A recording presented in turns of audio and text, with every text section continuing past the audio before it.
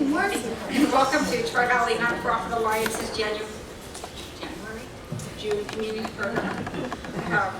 With us today, we have our esteemed panel, Shelly, our moderator, will ask to introduce themselves in a few moments. But thank you to Shelly for serving as our moderator. She's a Human Services Management Analyst at the Housing and Human Services Division here in Livermore. Before we go on, we have some seating up here and over there. Before we go on, I'd like to let you know that next month we're opening our nominations for our Power of Giving program, our award, Power of Giving Impact Awards. Like, slow down for just a second. And so think about your favorite nonprofits. It can be your own. Think about your favorite corporate membership or partners. This year, our plan is to open up the corporate partners for our nonprofit members to vote, because we know that you know who out there is really supporting the nonprofits in our area. So we'll be opening up for that. Our Power of Giving is going to be on November 13th here at the Banquet Theater. Carrie Pinocchio from Workday Foundation is our keynote speaker, and we will have lots of entertainment because we will be celebrating, as we are all year, our 10-year anniversary. So we're super excited about that, and we'll be doing lots of special things to recognize our 10-year anniversary. We're working on a couple of programs in the fall. Our Anti-Poverty Collaborative program this year is going to be, or this fall is going to be on mental health, and that's going to actually be a half-day forum. So you'll be getting more information on that as it becomes available. And we'll also be partnering with Three Valleys Community Foundation to do a follow-up program on Dan Pelota in the program that we had for Charity Reimagined last month. So we hope you will receive our emails and stay in touch with what's going on with us. Okay, now then let's see. And then I'm also going to take a moment to recognize our political or elected official who's represented here today. We have one, which is Madison Watkins from Eric Wall's office. We appreciate the support, and I'd also like to thank all of our volunteers for helping out this morning, and the Banquet Theater for setting all of us up this morning. So June is usually a pretty low-attended program because everybody is running off on vacation or going to graduations or whatever, and so we appreciate all of you coming out. And at this point, I am not going to waste any more time, and I'm going to introduce Shelly to come up and start the program. Yay. Good morning, everyone. Thank you all so much for being here. I know we have a lot of familiar faces at our table today, but if we could go down and do a quick introduction, name and agency that you are with. We'll start with Marc. Hi everyone, I'm Marc Ross. I am a board member of Interfaith Housing. I'm filling in for Lanny Thompson. She unfortunately couldn't make it today, but of course I'll do my best to speak on behalf of Interfaith Housing. Hi, I'm Pat O'Brien, and I'm here representing Tri-Valley Reach, and happy to be here. And look forward to a great panel. Hi, I'm Kim Curtis. I am the director of Goodness Village. Thanks for having me today. My name is John Bost. I'm the executive director of Open Heart Kitchen. I'm Beitsch-Bahmani, and I'm CEO of CityServe of the Tri-Valley. I'm Sharan, and I'm the director of domestic violence services at Tri-Valley here. Thank you. So our first question is for the entire panel, and we'll start with Sharan. Briefly name the top 3 challenges faced by vulnerable populations your agency serves when it comes to securing affordable and stable housing in the Tri-Valley. Thank you. So I think the first 3 challenges that we face is we're an agency that's primarily working with domestic violence survivors. So there is a lot of trauma that our clients are overcoming when they come to us. We also have a homeless services department, so we have clients that may be a little further removed from their traumas, but there's trauma nonetheless. Homelessness in itself is a trauma. We also have, with that trauma, the fact that when people leave bad situations, their credit is in ruins, their employment it's hard to maintain employment when you're in a homeless situation or when you're a survivor of domestic violence. Like I said earlier at the last panel, your children might be acting up. Getting a job without transportation or without stable housing is a challenge. If you're in a homeless situation, there are other criteria that you might be dealing with. The very fact that you've lost so much, being able to come back to a normal plateau is hard. And the third, of course, and I'm not saying this is necessarily the order in which I'm mentioning it, is the lack of affordable housing. So that is huge. But one doesn't happen without the other. So, even if there was the affordable housing, we do still have to get through that process of healing from trauma before we can, and rebuilding credit or having the means to get into that affordable housing. So I think those would be the biggest challenges. Thank you. Christy?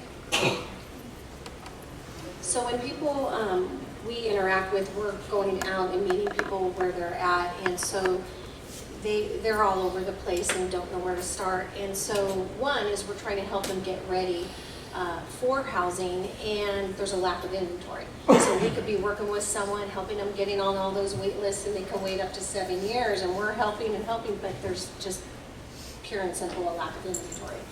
And then the waiting.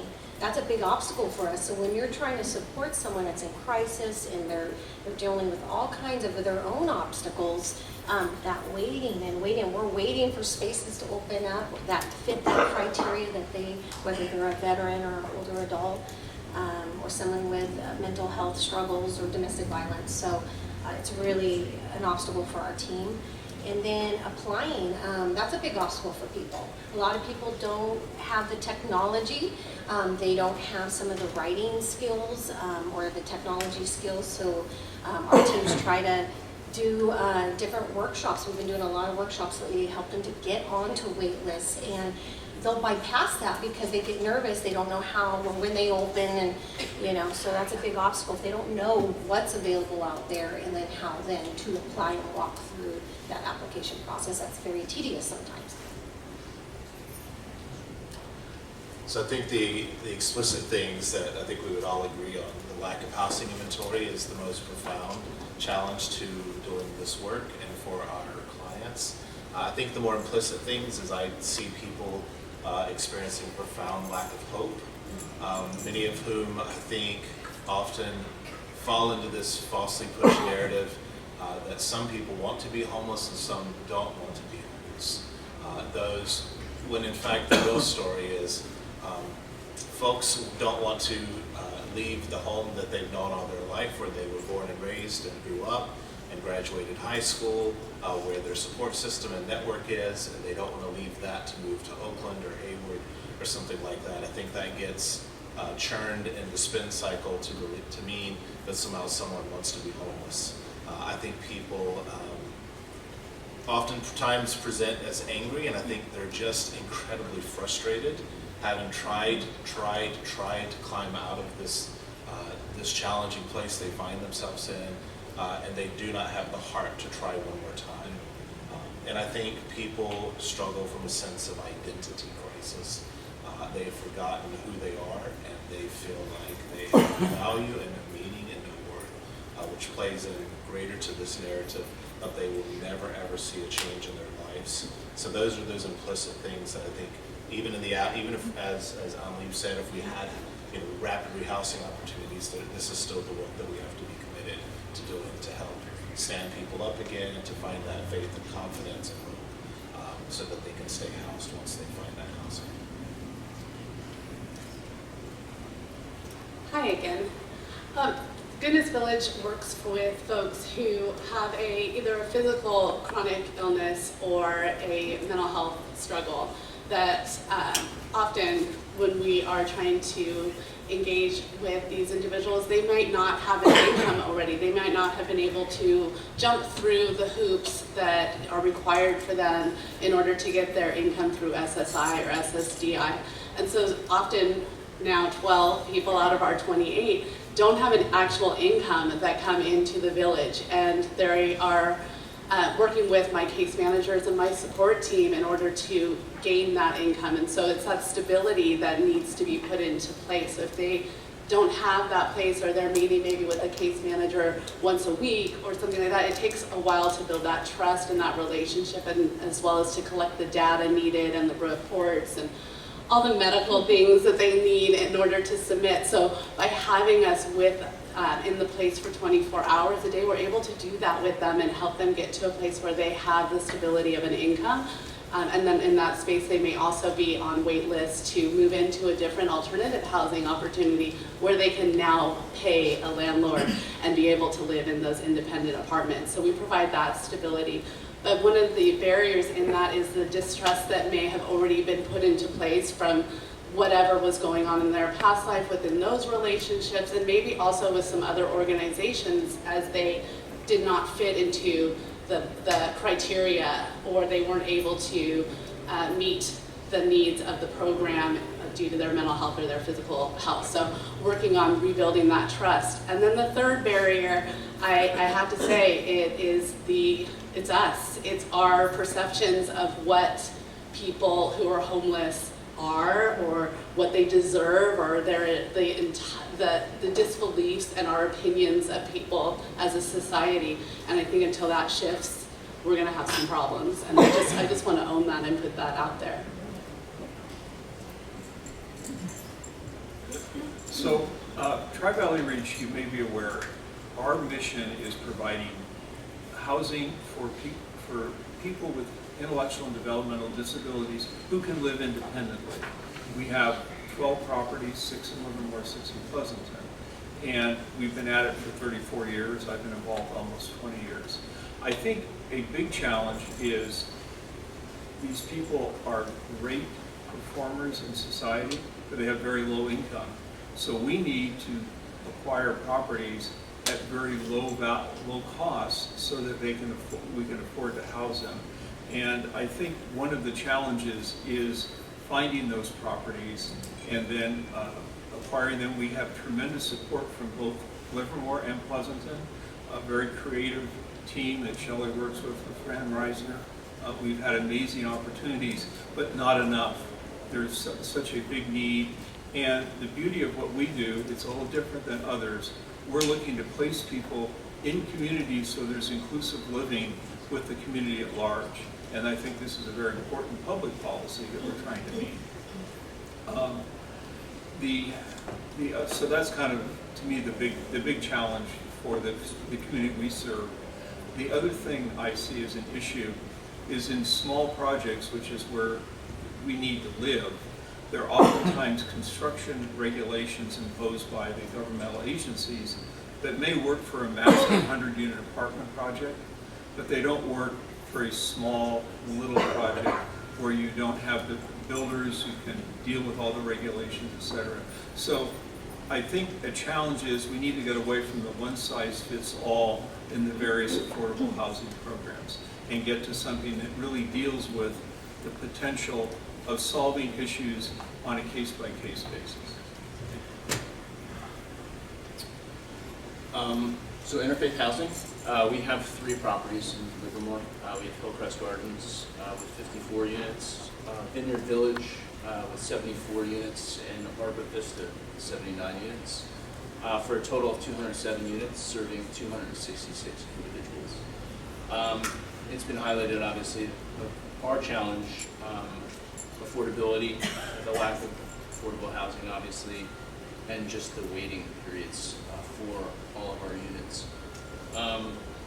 We are currently trying to fund our Pacific Avenue project, and the complexity, as was just spoken about, is such that it's really caused us to have to wait, specifically for tax credits, which has become so competitive across the state and really across the nation, to be able to fund the actual construction of our units.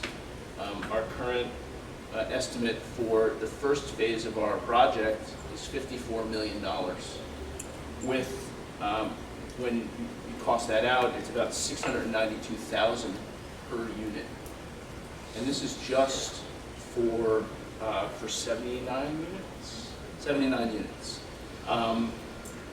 So yeah, that's our challenge right now, is just pushing through Pacific Avenue. And yeah, that's the biggest challenge right now. Thank you. And I have to say thank you. I know it is very early, but just kicking off with the first question, I feel like I've heard answers that you don't generally hear. So love the vulnerability. Thank you guys for really reaching in so that we can all see the big picture of it. Those were great. Thank you. All right, second question. In what specific ways do housing policies, regulations, and funding or bond initiatives impact the availability of housing for vulnerable populations? Marc, we'll start with you and then we'll move to Patrick. Sure. So I spoke about Pacific Avenue and the complexity that Pacific Avenue is under. We have several different funding streams due to the fact that we have different sorts of allocations for our units. So a specific number of our units are specifically for formerly unsheltered. That is one particular piece of our funding. The next is, I mentioned, the tax credits. The tax credits have become increasingly competitive. We have a really, really competitive bid, but we're still falling short, and we're potentially going to be falling short in our April application. The applications themselves are extremely complicated. We have a partner. We have SAHA, Satellite Affordable Housing Associates. They are a terrific partner. They, specifically James Conlon, who works there, is able to answer all of our questions. And it takes a specific knowledge base that most people do not. So like community members like us, we don't necessarily know what to advocate for, simply because the process itself is so complex. In addition, there's a lack of HUD mortgages. So traditionally, when we started Arbor Vista, we had a HUD mortgage. We just received a $7.5 million HUD mortgage. We were one of 25 nationally, which is just remarkable. We were one of 2 in California. And HUD itself, has not funded through their mortgage program these types of programs. So that just adds another layer of lack of funding for these types of projects. I'll pass it over to you. Thanks, Marc. So we live in a different world than Marc's organization in that we are looking for infill opportunities to be part of existing communities, or infill opportunities for these small projects, maybe 30 units, 50 units, that are starting to show up in the various cities in the Tri-Valley.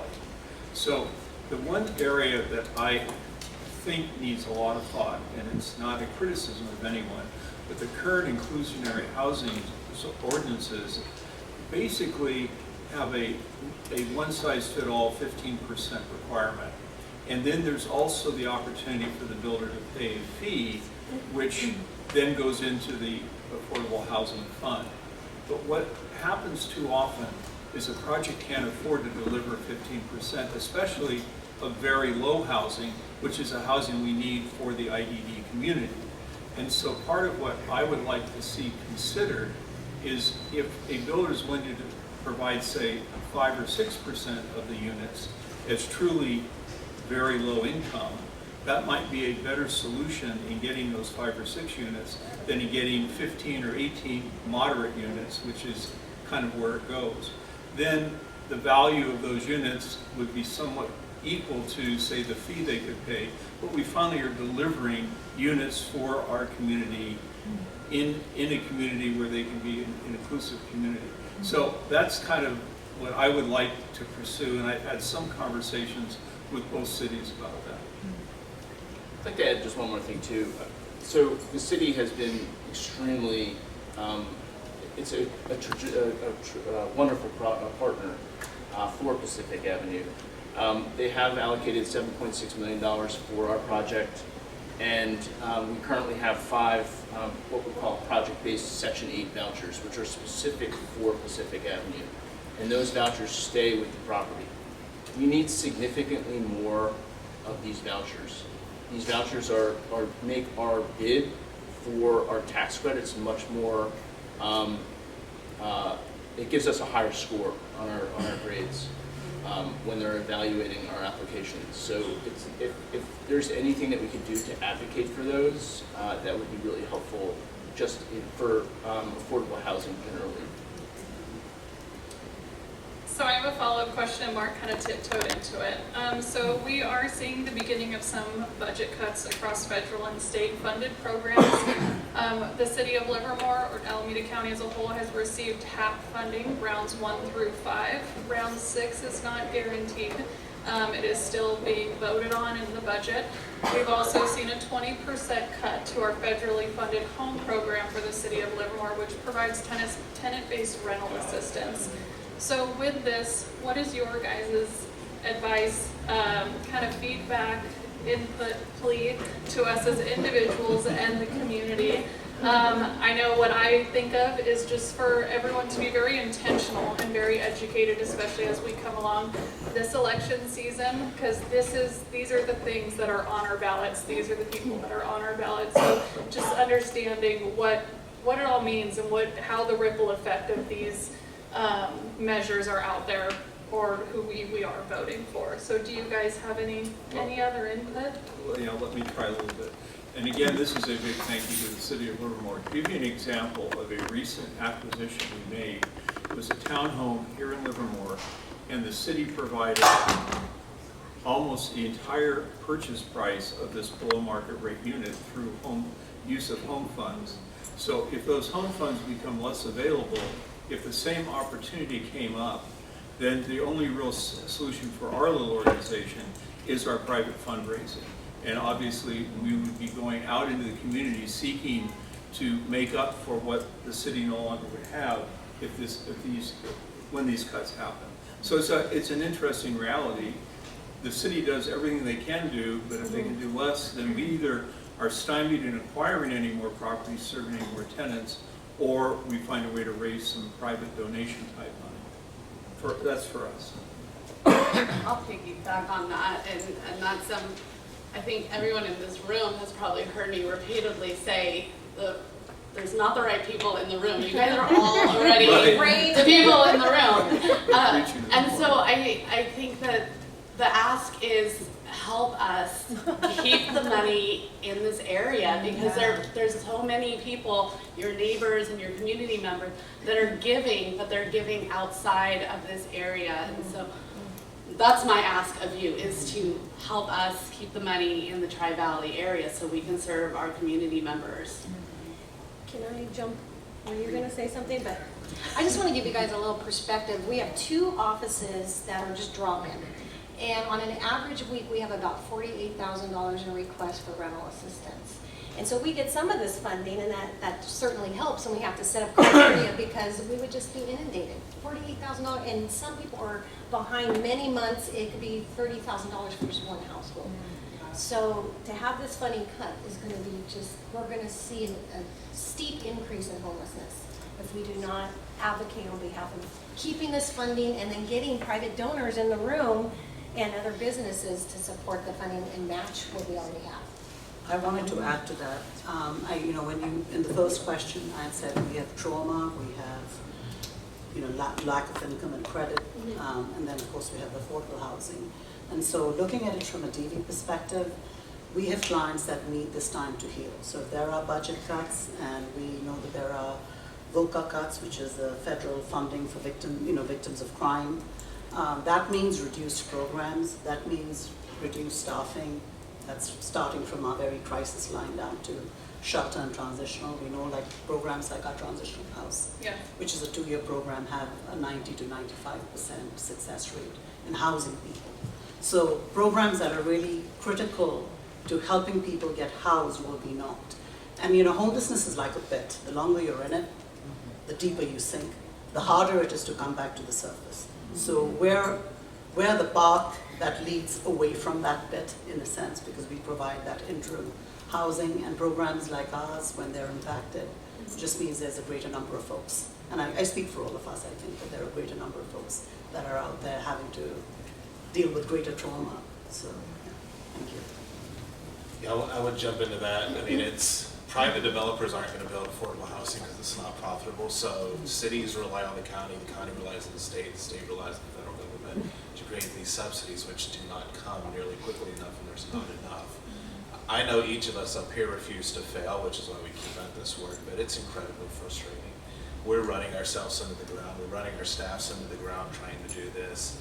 We're opening up a food bank in September. The rent on that facility alone is $21,000 a month. We have no government assistance on that. This is all individual donations. So when we hear the sort of messaging of, you know, the nonprofits are just interested in money, I'm like, yeah, because I mean, that's why we just hustle.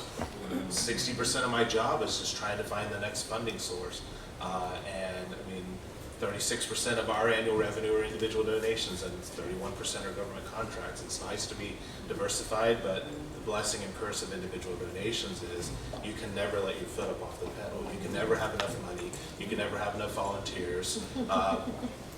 When it comes to funding opportunities, you either have too much in reserves or not enough, depending on who you talk to. So you kind of flip back and forth between, oh, you've got a reserve of this much money, so you don't need our money.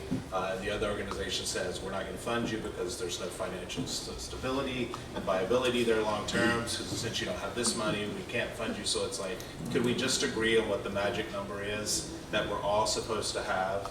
And can we give up on the stupid messaging that Charity Navigator and Guide Star that Dan Pelota spoke about forces us into, that we've got to give 97 cents on every dollar to programs and 3 cents to overhead, which is staff and all that. It's just, it's not doable, it's not possible. And so it's frustrating to feel like we are trying to do work that is absolutely important.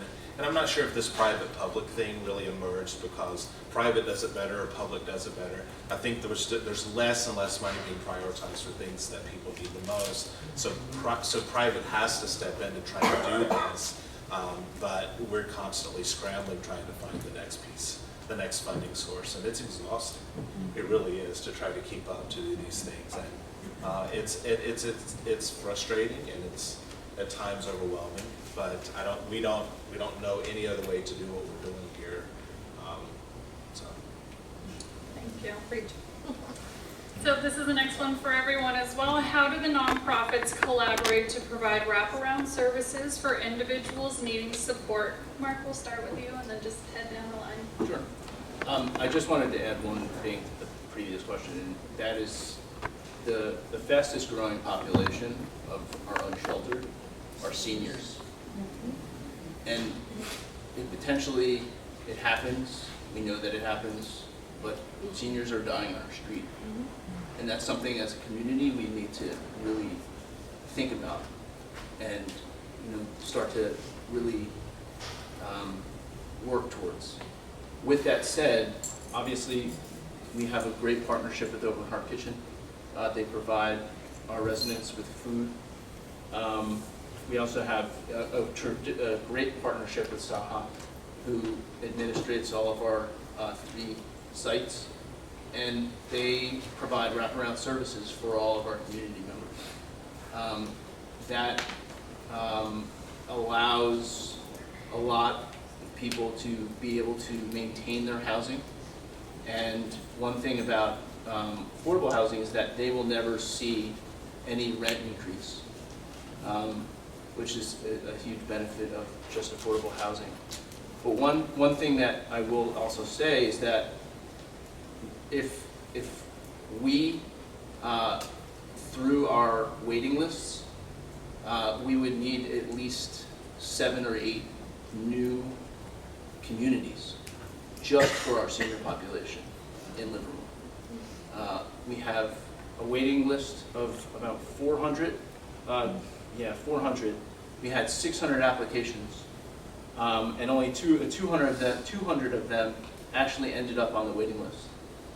And of all those people on the waiting list, the average wait is about 5 years for one of our units. So, yeah, it's winning the lottery to get a unit in interfaith housing. Did you ask maybe Christine to define what wraparound services is for someone who might not know? Yeah. So wraparound services, when you look at a person, you gotta look at the whole person. So there's their physical health, mental health, spiritual health, how are they in community, what's their basic needs. So collaboration is really key because not any one of our agencies does it all. Some might think that they can, not on this board, of course. But it's really key because we gotta go especially as leaders, what do we specialize in? What is our lane? And what are the trends that are coming in? Do we do that? Okay, domestic violence. No, of course. We're going to build relationships with organizations that specialize in it. And we can wrap around, we can go, okay, here's the 3 areas that we can walk alongside this person.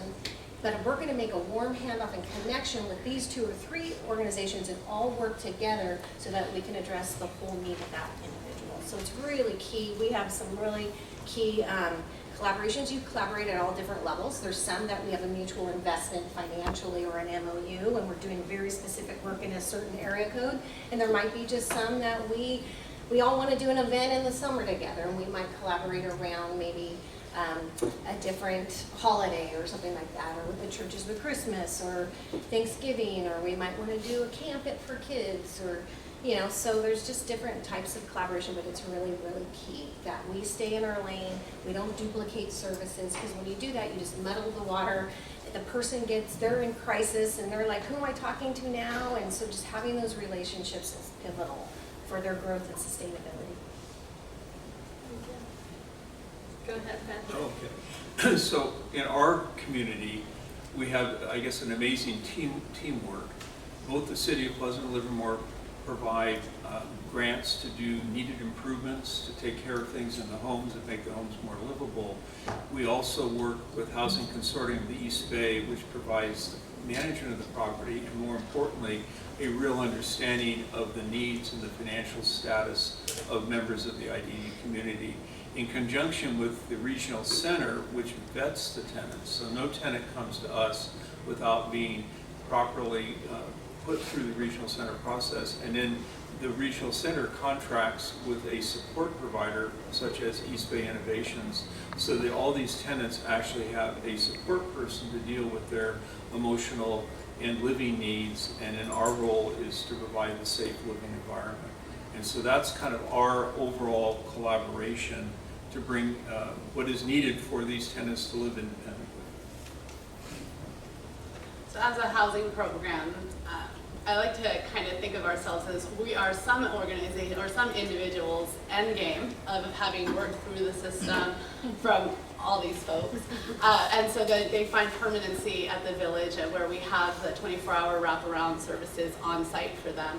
And sometimes we are the middle of the road for some folks who might find our services are maybe too intensive, or we might be helping them too much at this time of their life, and they would prefer maybe not to have the community that we are offering them. And so sometimes they do choose to exit our village, and so we work collaboratively to make sure that they're not exiting back out to no assistance at all, and so they are back connected to outreach when they go back outside to the street.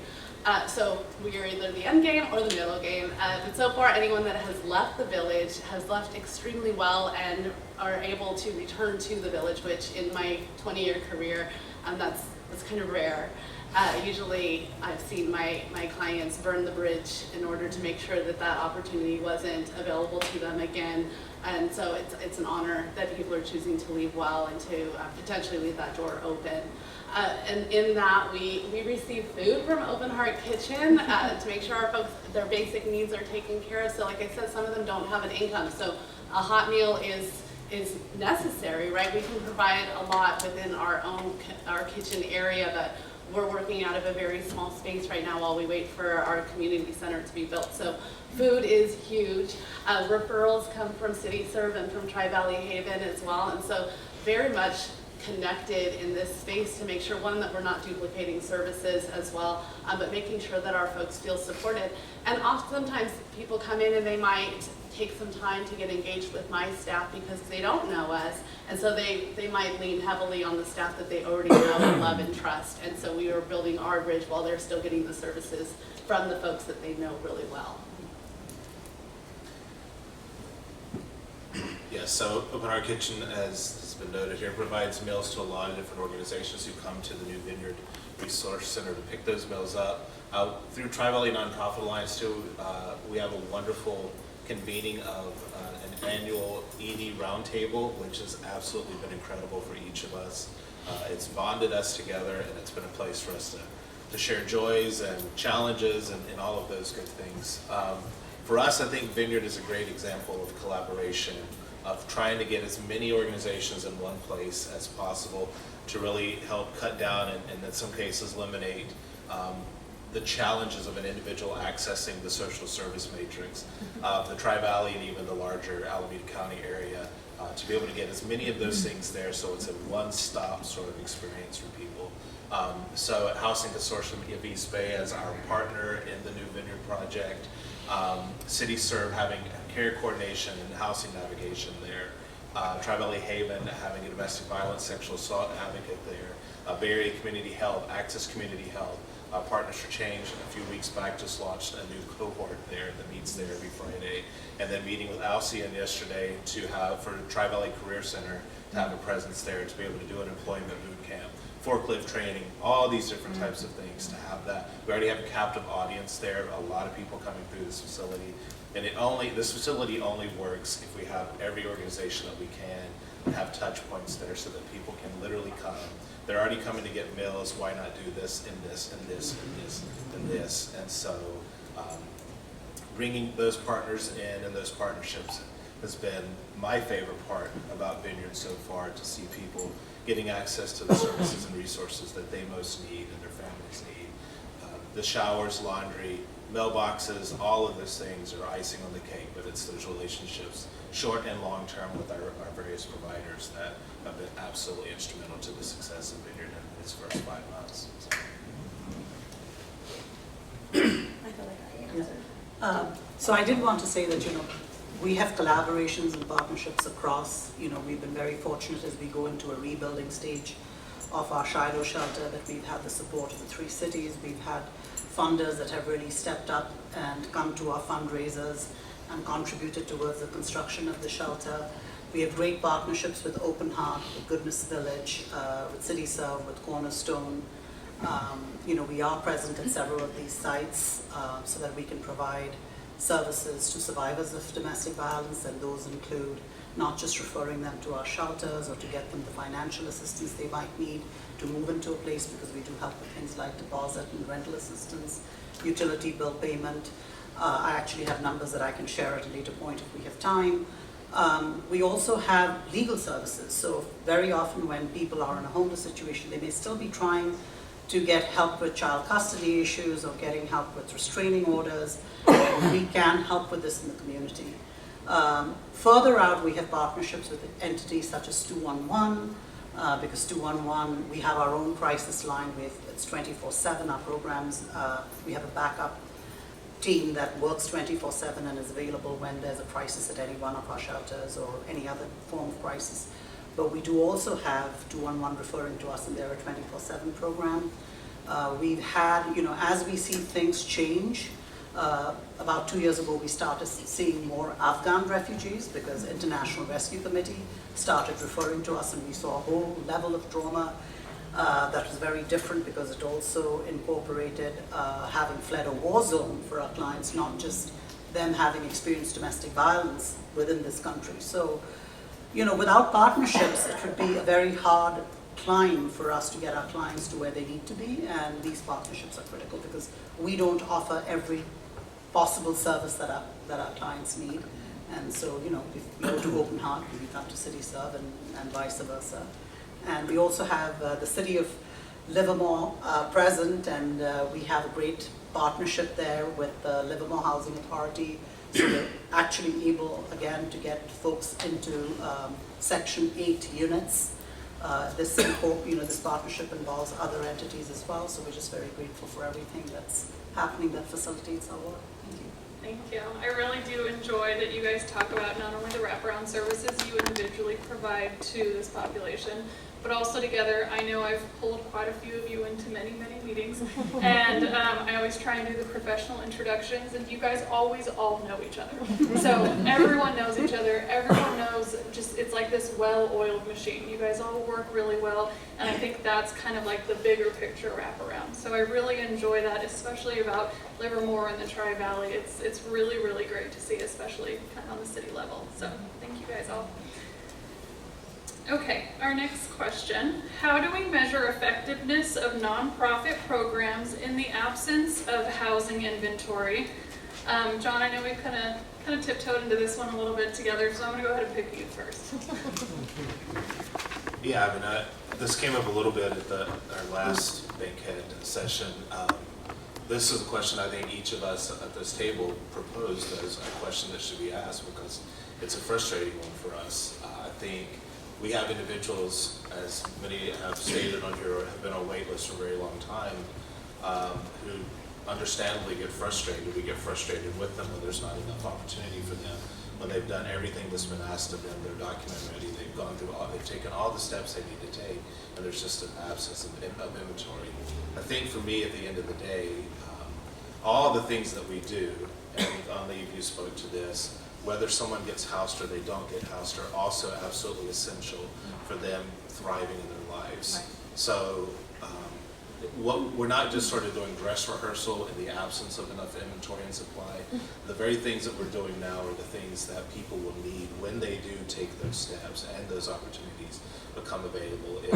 If we are not able to help them mend some of these broken parts of themselves, much that of which have been caused by no fault of their own, once they are permanently housed, if we have not done this necessary work and kept showing up day after day with them, it will simply undermine and undercut any success that they might have going forward as permanently housed individuals. And so it's not nothing to do the work before the permanent housing piece comes into play. So everything we do, all the inputs, all the moves really help prop someone up so that the day when it comes, and we all, fingers crossed, hope that day comes sooner rather than later, these are the things that will help keep a person housed. As difficult as it is to find someone permanent housing, it might even be more difficult in some respects to keep them housed. And so, and that is heartbreaking at that point when you've done all this work and you get to that point and something happens and a person feels like they're just right back where they started from. So helping build them up, investing in those resources for them, helping them in some respects rediscover and find themselves through this process, which can be long and arduous and tedious, is absolutely essential to them as human beings. And to treat them as such is, I think, one of the most humanizing, loving things that we can do in this work. Thank you. Christine? Ditto. Everything he just said. A lot of the work that we do is really intangible because we're working with people over a long period. We don't think, oh, when they get housed, the work is done, let's move on to the next. It's so important. We found early, I've only been here 5 years, but early in my first few years, people think, oh, you put them in house now, they're great now, they're going to thrive.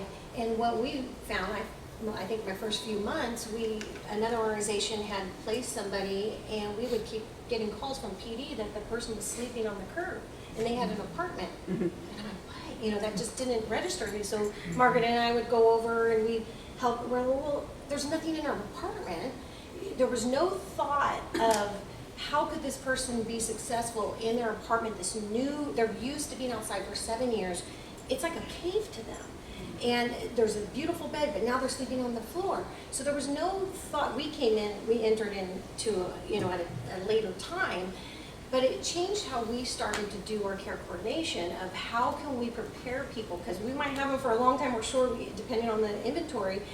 How can we prepare them for success? So we determine success is when we're giving them tools for their tool belt, and we begin to see them using those. whether it's coming back and volunteering, whether it's getting into one of these housing situations and they're successful and they're not getting kicked out, or they're maybe working through at a deeper level, that onion's being peeled, and now they have some tools and they'll come back and we'll work together and strategize.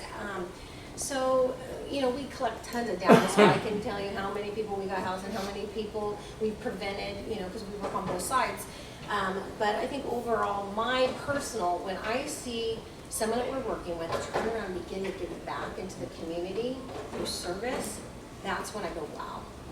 That person came in need, they were kind of in a taking mode, and now they're giving and they're feeling that sense of purpose, and that just brings joy to me. I would like to add to that. So for us, our advocacy never stops. We have case management, of course, when our clients come to us, but we're forever advocating. And in the absence of inventory, we're looking at our metrics. We're looking at where progress is incremental. The ideal situation would be that every single client that comes into us gets housed, independently housed. But we know that there's a journey, and we want to see that journey in increments. We want to see, if they came into us and they were hurting, they needed counseling or therapy, are they keeping those appointments? How are they able to now keep their appointments independently without reminders? So we're mapping that journey with the client.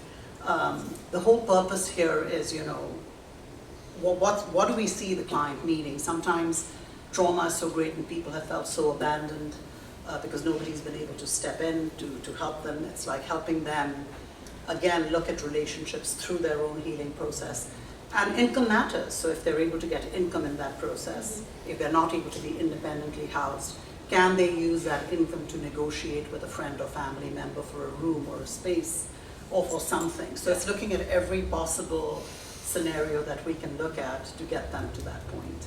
So I think those are equally critical. I mean, it may not sound like we succeeded, but we know that there's been a journey and they have moved up in that journey. So that's important. Thank you. Patrick, yeah, that one. Just an interesting thought. We see tenants that have been with us 15, 20, 25, some approaching 30 years.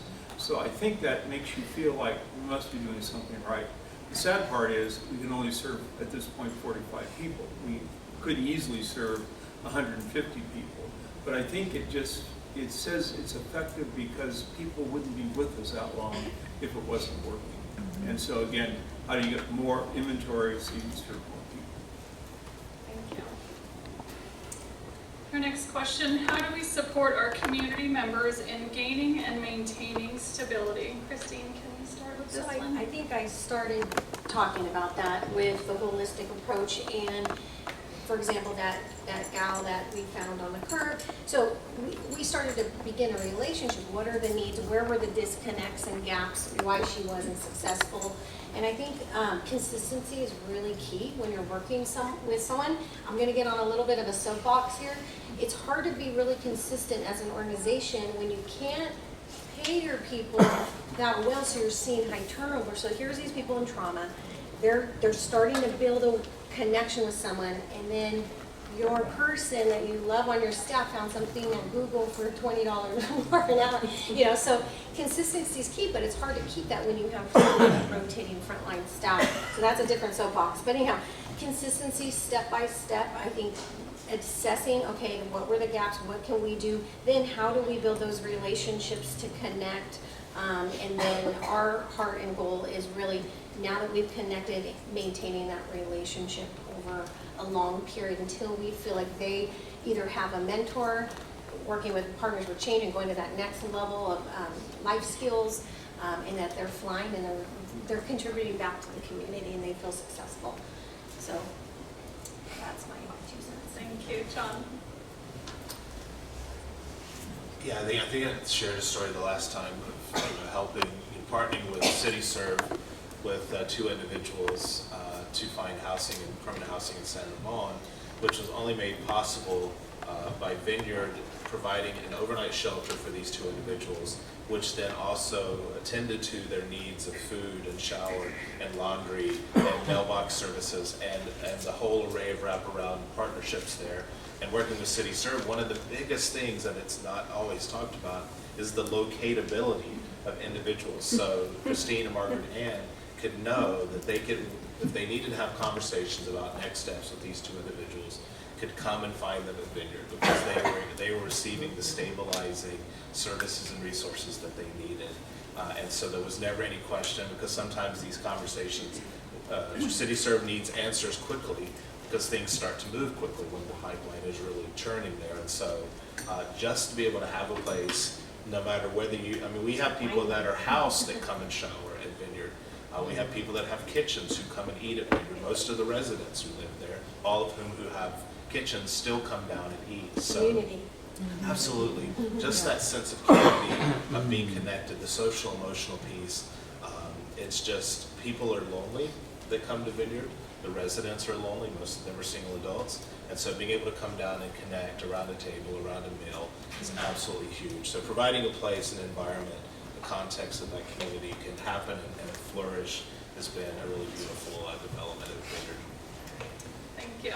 I think to answer, a little bit of an answer to both of the questions, when we talk about community, Christine, I love that you kind of remind everyone that you guys are also part of their community. We all have our circle of friends, we all have our families.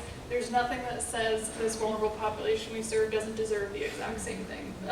So you guys being those familiar faces for people also is fantastic. I know if I ever walk in a Vineyard, I'll see John. I know every time I have questions, I bolt over to Margaret Ann, so that, you know, it's like you guys are part of my work community. So it's like, remember how important the volunteers are, and you know, everything when you guys are giving back and reaching out to help, it's like you are becoming part of somebody's community as well. So thank you guys for that. That's great. I wanted to add answers. one thing. Yes. One of the hardest things to do for case managers and advocates, because we all dream of that ideal home. We all have a concept of what home should include and have. And for a lot of our clients, they've held on to that dream for so long that we have to keep folks real. And it's like, it's a hard thing to do, it's a hard thing to say. The next place you move to is a stepping stone to that ideal home that you're dreaming of. It may not be that ideal home. And very often, you know, we may have clients that feel, well, I don't want to go there, I don't like that neighborhood. I may not feel safe there. It's just helping them realize this is not, you're not yet there, but you will get there. Yeah. Thank you. Briefly describe successful housing initiatives or programs in the Tri-Valley that have effectively supported vulnerable populations, and what are some of the key elements of their success? Kim, do you want to kick this one?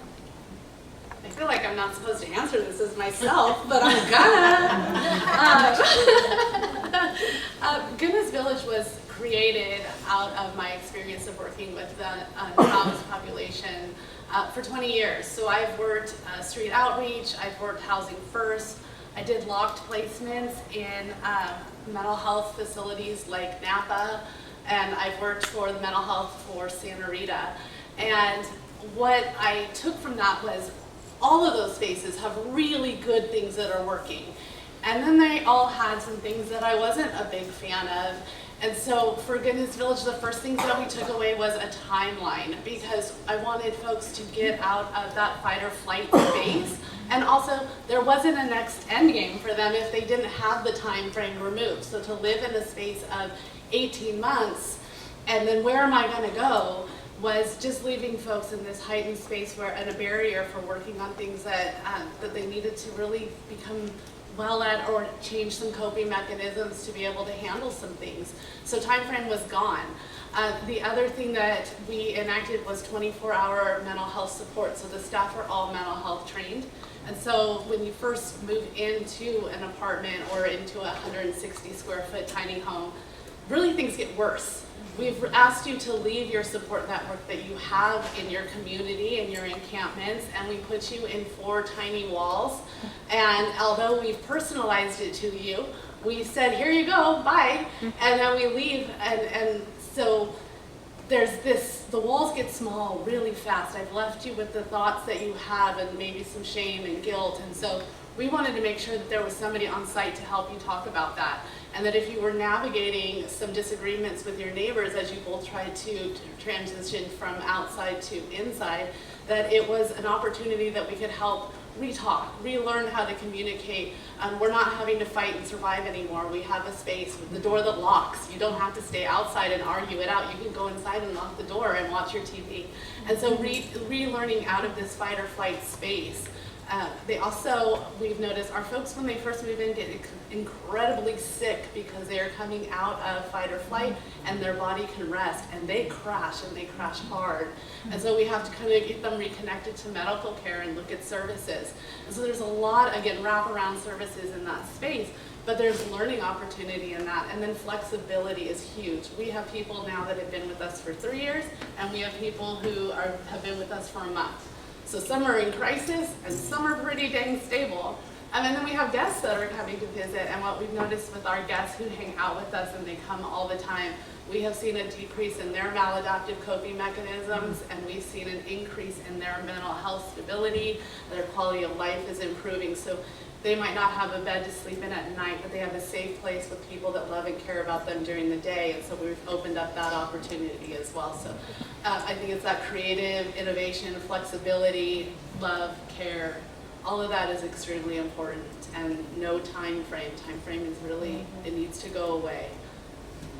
Thank you. And Sharan? I think when it comes to, and I'm looking at the question again, a successful housing initiative is really looking, again, wraparound services, everything that client needs. And at Tri-Valley Haven, for a lot of our clients, the entryway into our agency or our programs is into our emergency domestic violence shelter. And that's through our crisis line. So we know that the crisis line is absolutely critical for anybody that's fleeing and needs to reach out for help. Getting them to our shelter is the next step. So transportation is the next thing that we have to make available if the client does not have it, is looking at how do we get you to our shelter. Coming into our shelter, it's making sure that they have everything they need to be comfortable. It's having that case management available. It's looking at their day-to-day, like have they come in with food? Do we need to get them to the pantry? Do we need to get them food right away? Do we need to connect them to hot meals? How able is that person in that moment to take care of their meals? Because nutrition is very key, important to our well-being, and you have children with you. And if your trauma is so great that you cannot eat, that in itself is huge. So we're really looking at it step by step by step. If they've come in and they said, well, the apartment's actually in my name, but my abuse is still there, and now I have my rent that I'll have to come up with, but I'm not able to get to work because I don't have a car and I'm too far from my job, or I've left these bills unpaid. It's like, how do we help you with those bills? How do we help you get to your job? So it's really looking at every single hurdle and saying, let's help you with this. Let's help you with that rent. Let's not have you damage your credit by not paying that utility bill. Let's connect you to counseling. So it's really looking the whole time at connectivity, building resources, again, because we collaborate, we must know what's available, and sharing those resources is equally important because we're not competitors, we're collaborators. So if we know of something and we share it, we just make it possible for so much more people to access that. Yeah. So I think those are critical to a good housing program. Thank you. So Penart Refuge is a 20-bed overnight, 365 days a year shelter. We have 6 full-time shelter coordinators. We have 2 per shift. Every single night there's 2 shifts. Taking off of Kim's comments about the sense of permanence and no timeline, we don't have that at the refuge. Folks need, a timeline is just another sort of piece on an already crowded board for people. What's interesting to me, after having been open for a year, so January of 2025, I know that we will still have individuals that started with us from the beginning. I suspect that 5 years from now, we will still have individuals that started with us from the beginning. Once again, in the absence of next, what kinds of models do we now envision in the state of California for folks? If we cannot provide enough independent living opportunities for individuals, are we looking at more congregate living situations that provide everything that could be provided at Goodness Village minus independent living, right? I mean, I think we have to give up on this sort of grandiose notion of everyone's going to live in a 1-bedroom, a 4-bedroom, 2-bath, $1.6 million living room home, and figure out how to house people. And is it congregate settings? I don't know. But this notion of we need to put a 6-month time limit on shelters for people, and then at 6 months, even if they've done everything we've asked of them, let's send them back out into homelessness. Success, right? I mean, it doesn't make sense. So if we can't provide inventory and supply, we've got to think much more creatively about how we're going to house people permanently. And I'm not saying it's the perfect solution, but I think perfect solutions flew by a long time ago, and now we're dealing with what's actually real on the ground. And so, for me, I think the next step would be Goodness Village from Vineyard and Open Heart Refuge.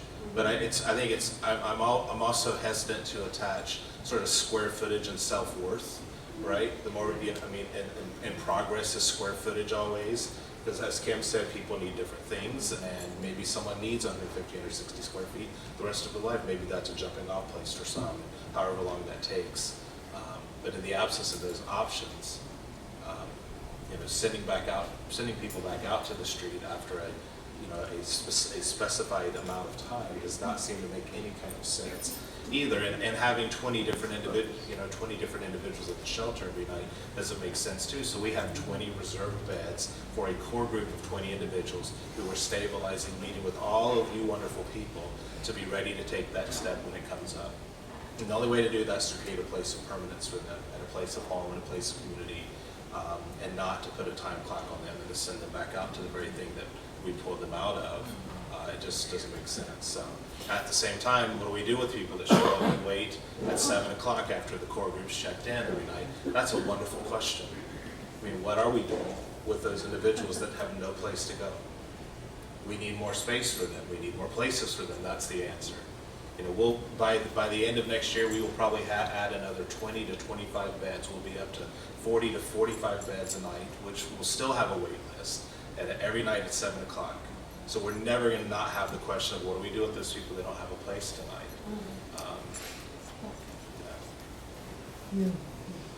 Thank you. So our next question is for the whole panel. How does the look of affordable housing impact the overall well-being and quality of life for the people you serve in our community? Where do you want to start? Patrick, we'll start with you. Oh, okay. Thank you, Shelly. For our community, the IDD community, those who can live independently is a wonderful experience for them. Their families can feel good that they're making their way. Most of them find employment opportunities. It's kind of an exciting time. The lack of inventory means there's not many opportunities for people to do that who can do it. So that is really impactful. The other thing is, in this community, there's the aging issue, both the aging of the parents and caregivers and of the person themselves.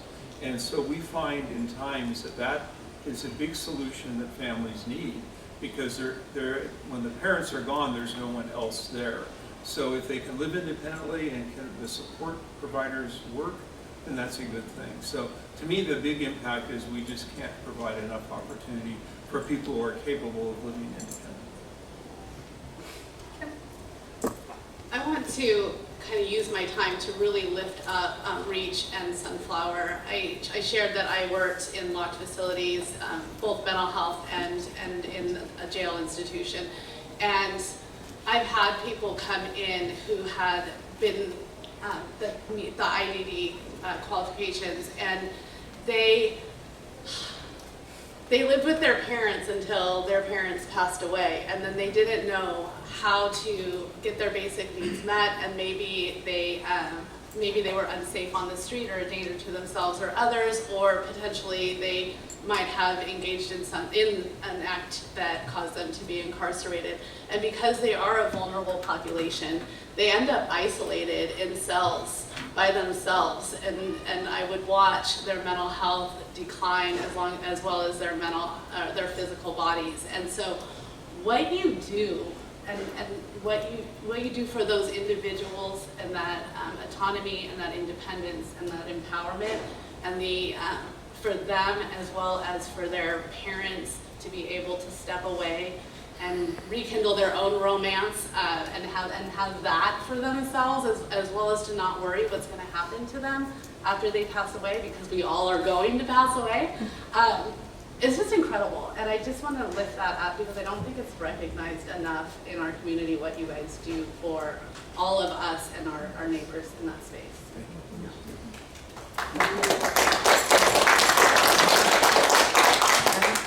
What I would say is that the lack of, how does the lack of affordable housing impact the overall well-being and quality of life for everyone else in our community? And that's really, it desensitizes us. It desensitizes our kids. We're part of a democracy. We're part of a country that believes that everybody is equal. And equal does not always incorporate equity. And we need to think about that because we're not doing it.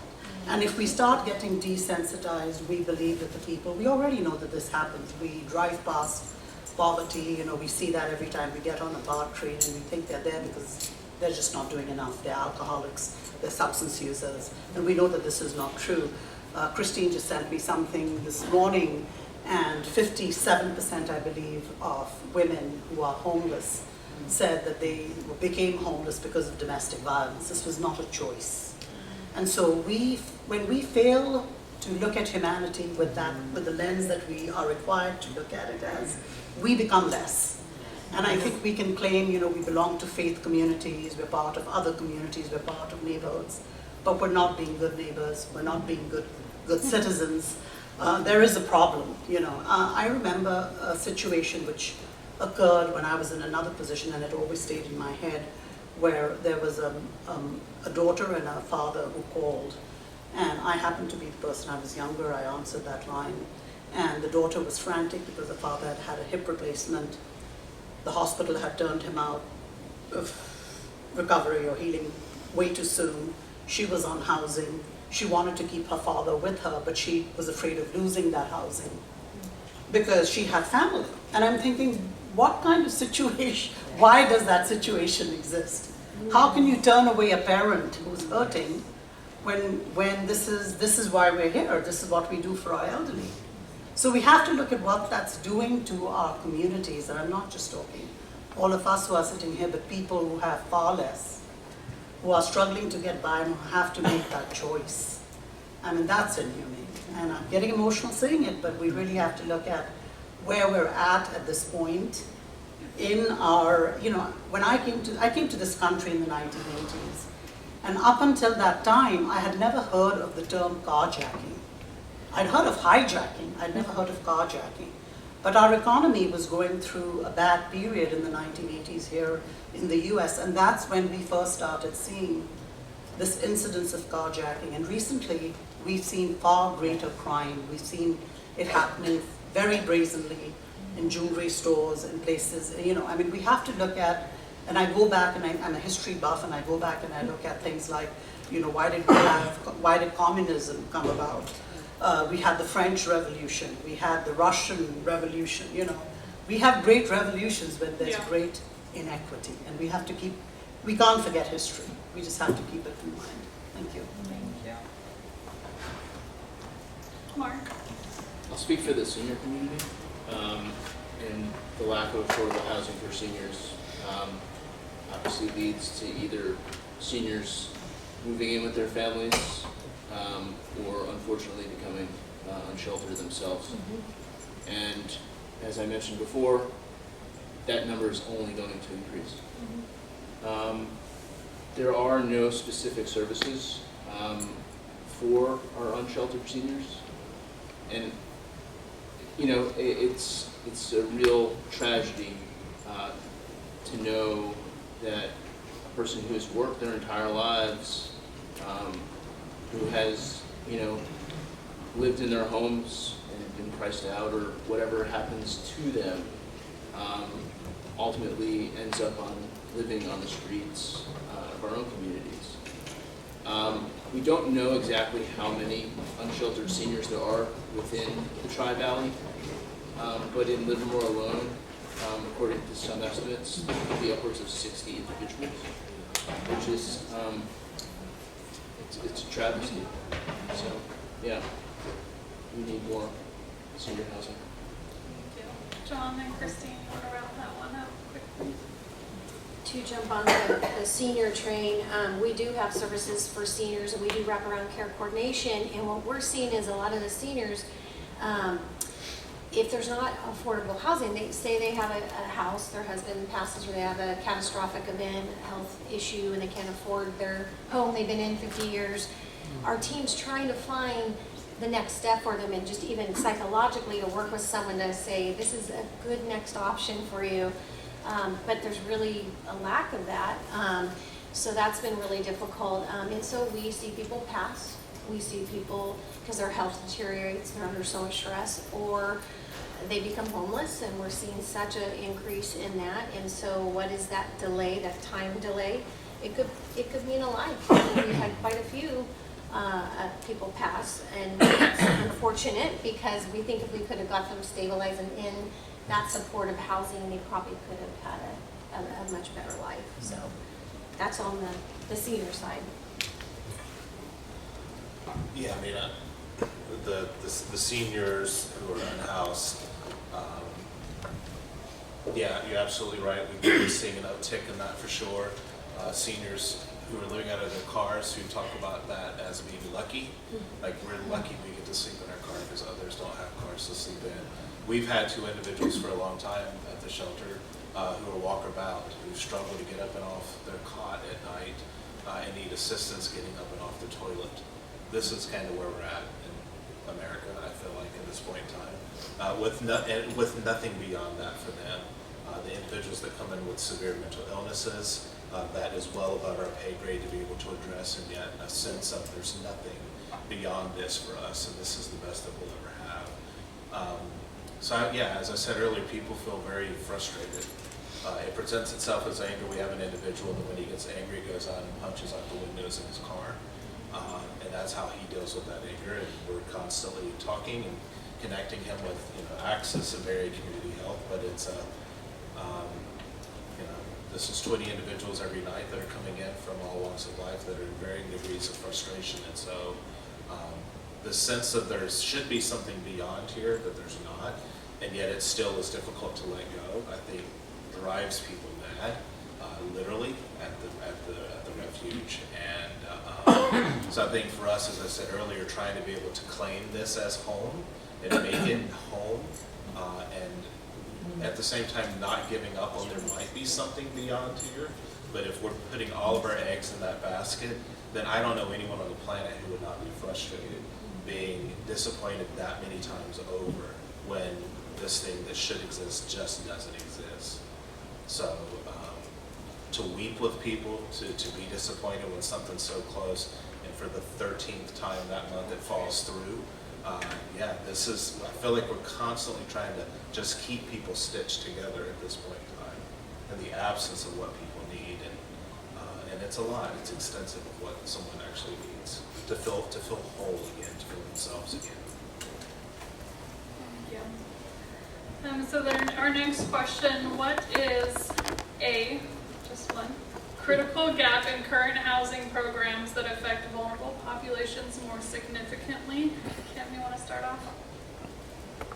Ooh, just one. Just one. Just one. I'm going to go back to what Christine said, and that is what we're being required, or what we have to pay our staff.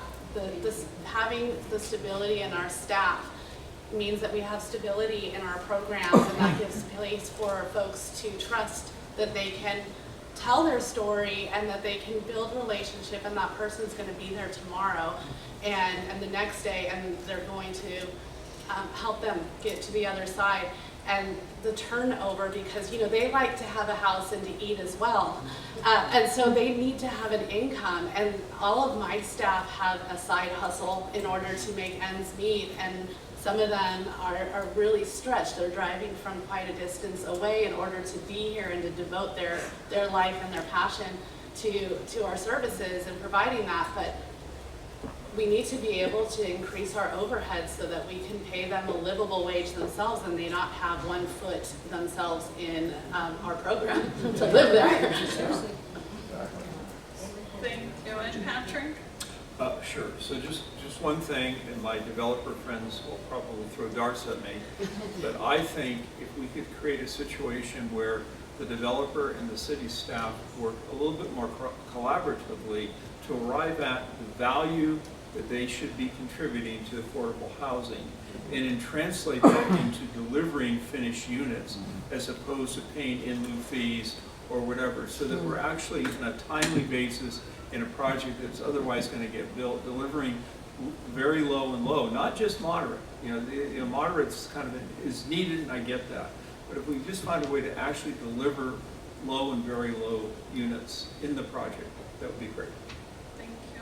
And Mark, you want to close that one out for us? Yeah, I stated it again. Programs devoted to unsheltered seniors and expediting housing for that individual population. They have complex health needs. They have lack of transportation. They have frail bodies. And yeah, that's it. And Christine and John, if you guys want to take this one, can you describe prevention strategies in addressing homelessness before it starts, particularly for people on the verge of losing their homes? Christine's the expert on this, but I will just quickly say rental assistance. Right? I don't know if I stole your thunder there, but if you're at 30% and you're paying rent, you're paying more than 30% of your monthly salary towards rent. If you're paying 50, you are the most at risk of becoming homeless in a hurry. So yeah, I think you testified to the request of rental assistance. Rental assistance is huge. So I think we saw during the pandemic was a great opportunity to really focus on what can we do during this time. Okay, there's a moratorium, we're protected right now, because before we were getting 3-day notice, so our team really, that's when we started the holistic approach. What can we do to help increase their income, find out, is there a job, a side job, something, and just really work, how can we pay the rent or get them to, because they didn't want to pay because they're like, oh, we're protected. We're like, no, pay as much as you can so that when that is lifted, because then they can evict you. So we did a lot of that preventative work of just that mindset, helping us stay on track of things, get everything else in order, so then we can do, work with other agencies to negotiate with your landlord when that time comes.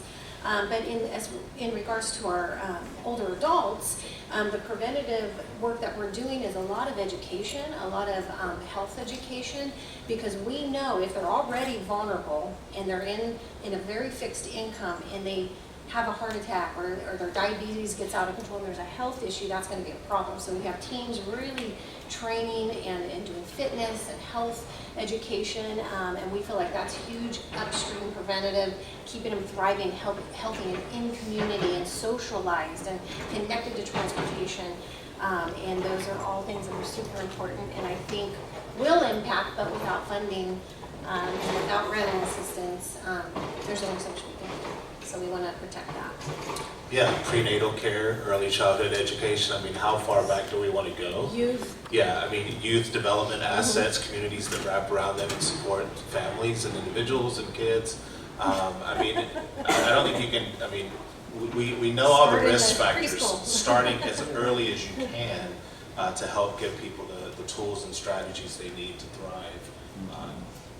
How far back can we go? So our last question, and this is more of a request, so we can all end on a positive note. Can you all remind us of either an anonymous client, a scenario, an organizational story of what really inspires you? Why you guys do what you do, why you keep doing what you're doing. If you could, Mark, if you want to start and we can go down the line. Sure. Thank you. The story comes from Juanita. She is our director at Hillcrest Gardens. And she tells the story of a woman who was on our waiting list for 6 years for an apartment. And right around the 11th hour, her family was planning to move from Livermore. And she would have to leave the only community that she's lived in for decades. And her entire, social network was here. So we were able to house her and provide an apartment for her. And Juanita tells the story of her just breaking down in the apartment as soon as she opened the door. And that's a common occurrence, unfortunately.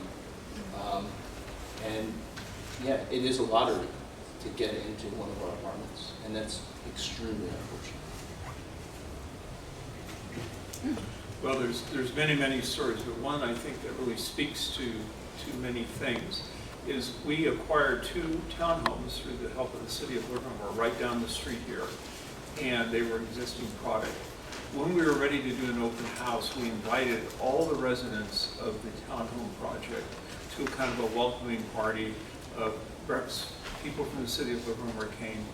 And the amazing thing it showed is all those neighbors were so welcoming and so supportive of the Reach tenants who are moving into these 2 townhomes. And it really validates what we're doing, and it also speaks to a somewhat unspoken thing that people say, well, we don't want to really have these units in our communities because those people don't really need to be here. Well, I think our experience is that is just not the case at all. Every place we have a home, our tenants are very welcomed by their surrounding neighbors. If I could just say too, I live in Station Square. Okay, so And there you so go. we, as a community, we're all very happy Yeah. to welcome you. Before I answer, I'm also just going to throw out, because you say that about the NIMBYs and, not in my backyard, and I often hear Goodness Village is... Huge backyard. we have a huge backyard, and that is really a blessing for us, but also that it is a backyard for homeless people. And I just want to clarify for everyone in this room, I don't have a single homeless person that lives at the village. And if you could help also translate that out to the community as well. Everyone has a house. They're all just regular people like you and me. And so my story, hopefully it leaves you all on a good note. We are on Saturday celebrating our 3rd anniversary. I heard it's like all downhill from here, and I get to I mean, like, I don't have to work so hard. No, we're going up, but I'm not working so hard. Oh, shoot. No, but in that time, we have experienced 4 deaths within the village, and that is, having worked in this field for a very long time, I haven't in the 3 years had to do a funeral for a client in an encampment or at the Rose Gardens in Livermore or in a parking lot.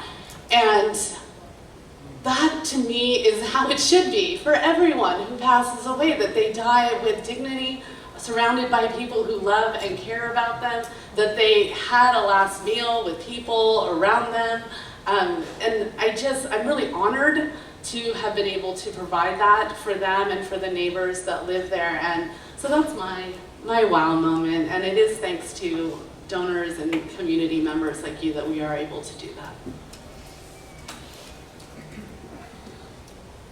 I shared a story about a connection of a woman fleeing domestic violence when we talked last time, and connecting with Christine and then reuniting with her family, which was a powerful story for us.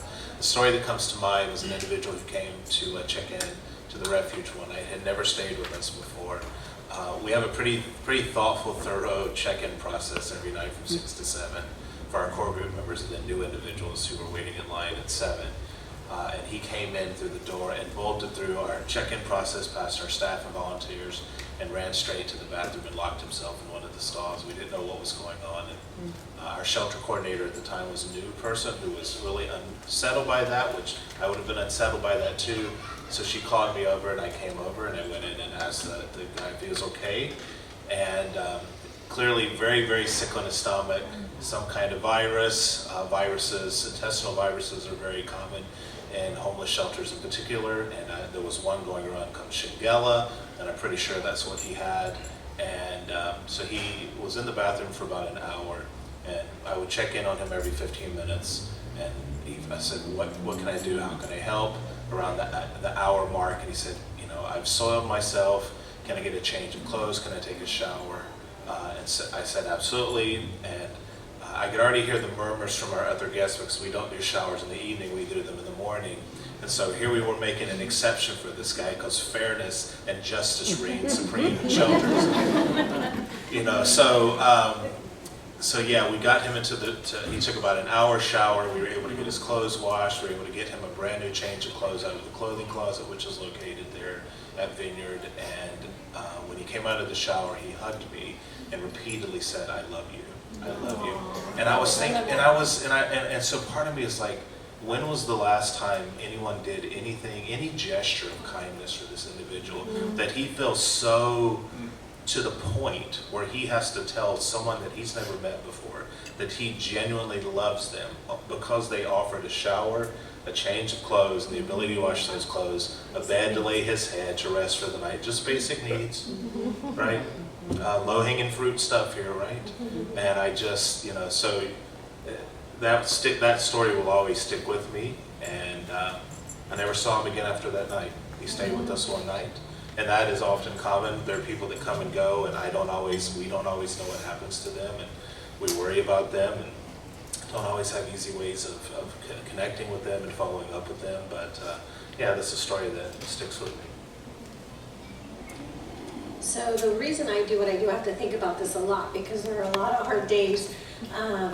But back in 98.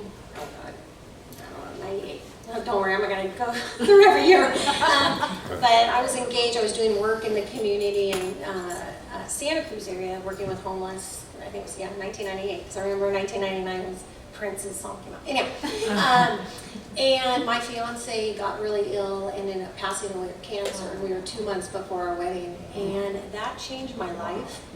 Because I was doing community work like I'm doing now, but it changed the urgency at which I thought, whoa, here I'm thinking all my clients are frail, and here's this rock climber, worship leader, musician, who died very quickly within a year.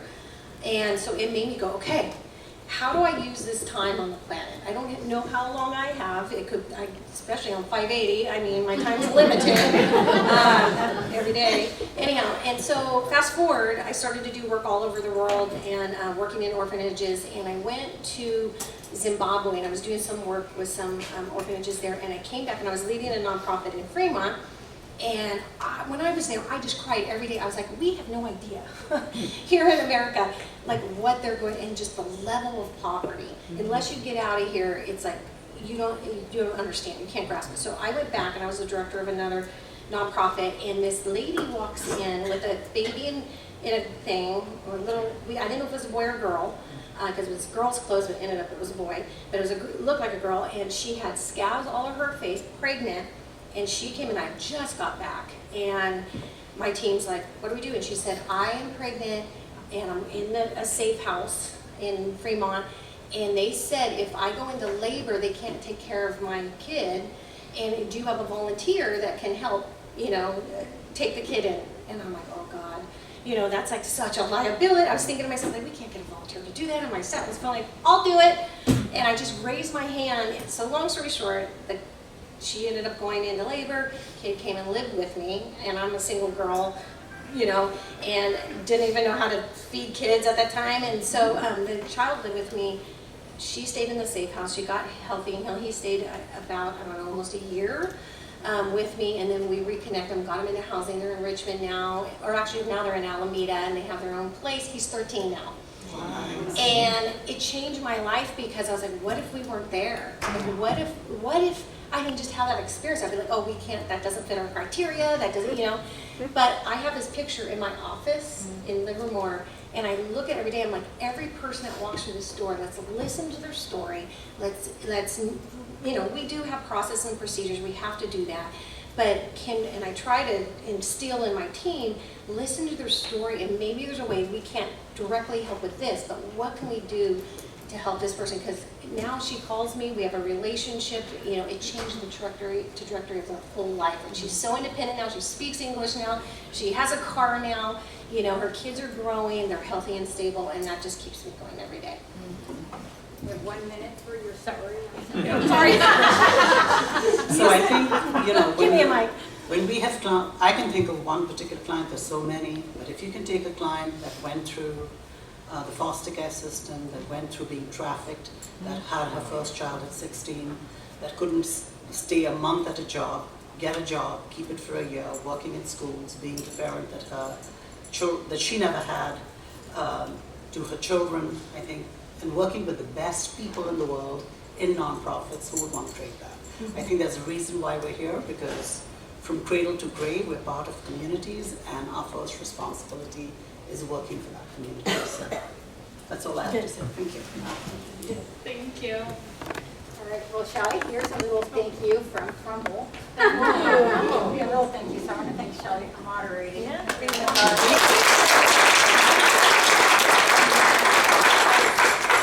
Thank you all, you guys were fantastic. Easy to do. Can I just say too, Shelly, Fran, Josh, and the City of Livermore are such advocates for the work the nonprofits do in the Tri-Valley. They are constantly out supporting us, trying to find new sources of revenue, and they just get it, and it's a beautiful thing, so thank you. Thank you.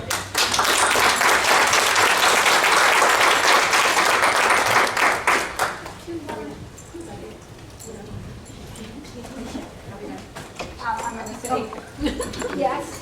All right, I just want to thank everybody for coming. We're right on time. So thank you so much for this panel, for coming out and putting all your care into this program. I really appreciate it. Thank you, everyone.